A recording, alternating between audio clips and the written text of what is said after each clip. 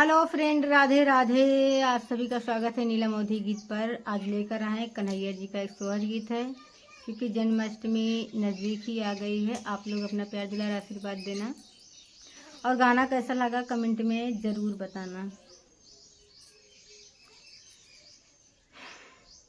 देवकी के जन्म में कन्हैया यशोदा घरे सोहर यशोदा घर सोहरे हो। बहिनी देवकी के जन्म में कन्हैया यशोदा घर सोहर यशोदा घर सोहरे हो।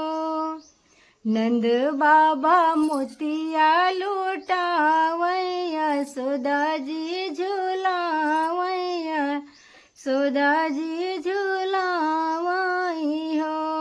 नंद बाबा मोतिया लुटावै यशोदा जी झूलावै यशोदा जी झूलावै हो। सिर सोहै घुंघरू वाला बाल, गले में मोती माला गले में मोती माला हो। बहिनी सिर सोहै घुंघरू वाला बाल, गले में मोती माला गले में मोती माला हो। सखिया कनवा में सोहै कुंडलिया, देखत नीक लागल देखत नीक लागई हो। बहिनी कनवा में सोहै कुंडलिया, बहुत नीक लागई देखत नीक लागई हो। बहिनी कमर में सोहै कर धनिया, बहुत नीक लागै ठुमुकी ठुमुकी चलाई हो।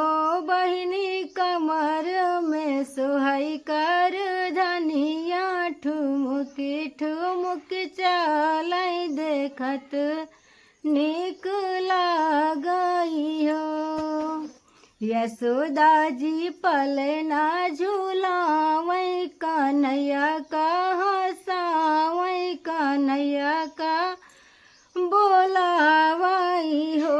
बहिनी धीरे धीरे मारथी मुस्किया, बहुत नीक लागै देखत नीक लागई हो। बहिनी धीरे धीरे मारथी मुस्किया, बहुत नीक लागई देखत नीक लागई हो। तो दोस्तों, ये था छोटा सा मेरा सोहर गीत।